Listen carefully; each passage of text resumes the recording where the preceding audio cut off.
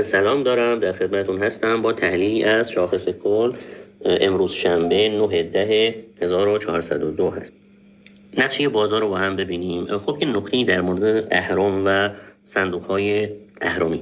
هر وقتی دیدید که فولاد خیلی مثبت بالا نیست و اهرم مثبت بالاست، یعنی دارن میفروشن، یعنی دارن میندازن به مردم. حواستون باشه بدون فولاد و شاخص‌سازهای بزرگ اهرم توشون سرمایه گذاری کرده، مثل فامیلی، مثل فولاد یا بعضی جاها. البته پورتفولیوشو کاملا جلو دستمان نمیذاره که چه سهامی داره، ولی که اگه تفاوتش خیلی زیاد بود، این شاخص خیلی بالا نرفت. مثلا امروز شاخص سازا خیلی بالا نرفتن، مثلا پالایشی ها و فلزی ها، پتروشیمی ها خیلی مثبت نبودن، فرآوردهای نفتی اینا مثبت نبودن، بانک ها هم خیلی مثبت نبودن. وقتی اهرم و صندوق های اهرمی مثبتن، این یعنی دارن خالی میکنن. اهرم هم اول وقت مثبت بالایی بود، نسبتا مثلا 2.5 بود الی 3 بود، الان شده 75% مثبت، یعنی کمتر از یک. بیشتر مثبتی که میبینیم دو دسته اینجا مثبت داریم عزیزان. یه دسته اونایی که خیلی رشد کردن دارن میندازن به مردم، یه دسته هم واقعا جا ندارن برای منفی خوردن و دیگه استارتشون رو کم کم میخوان بزنن. خب بریم مرحله بعد. چارت شاخص کل رو براتون گذاشتم. اگه نگاه کنی توی آرسا یه واگرایی داده و این که عرض کنم خدمتتون استوکاستیک هم اشباع فروش زده، پس جا داره برای مثبت رو بالا خوردن سهام شاخص ساز و پیروش سهامی که خیلی ریختن، چون بیشتر بازار خیلی ریختن و جا داره برای رشد. شما نگاه کنید که اگه 17 این ماه با امید خدا، یعنی 5-6 روز دیگه یا شنبه آینده حدودا میشه 8 ماه بازار روندش نزولی بوده، 8 ماه بازار سود نداده. پس خیلی هم طول از انتظار نیست اگه بازار رو بالا حرکت کنه. منتها ممکنه دوباره یه رو بالا بزنه و از اونجا یه اصلاح بده. بهترین کار اینه که سهامی که دارید خیلی اصلاح کردن، سهام خوب هستن رو نگه دارید و یه مدیریت سرمایه داشته باشید. من توصیه‌ام اینه که حداقل 40% سبدتون نقد باشه.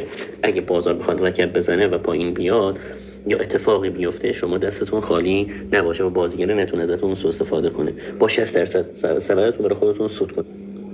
دو تا سهم براتون میخوام معرفی کنم. دوستانی که سبدشون خلوته و اینکه نقدشون زیاده، بیشتر از 50% نقد دارن، میخوان خرید کنن کم کم برای شروع.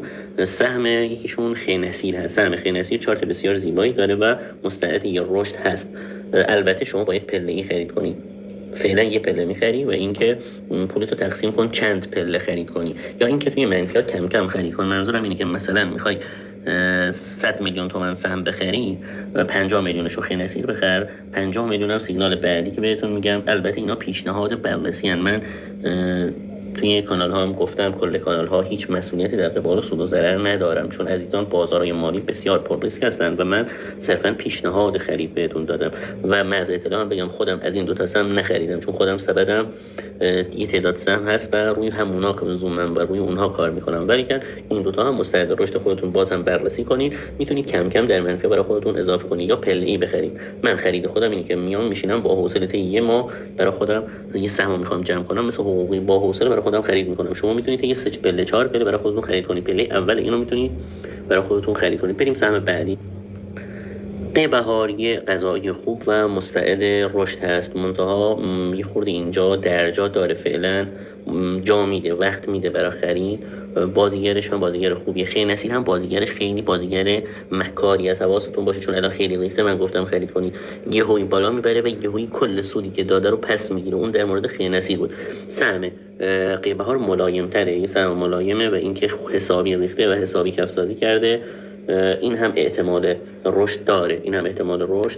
امیدوارم عزیزان توصیه هایی که براتون فرستادم رو گوش کنید و عزیزان برای دوستانتون شیر کنید، برای دوستانتون بفرستید که تعداد بیشتری ما اینجا، اگه عزیزان بیان تعداد بیشتری ما اعضا داشته باشیم، قطعا وقت بیشتری براتون میذاریم و سهام بهتری هم براتون معرفی میکنیم. شما رو به خدای بزرگ میسپارم.